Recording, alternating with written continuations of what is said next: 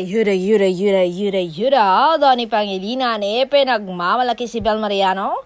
Humanga daw siya sa dalaga sa paghandle sa isang special fanay sa Davao nung nakarang All-Star Games doon na madami naman talagang humanga sa aktres na netizen sa harap ng mga interviewers. Sa niya, si Bel pag tinitignan mo kasi siya parang mukha siyang bata. Mukhang pretty face lang pero hindi.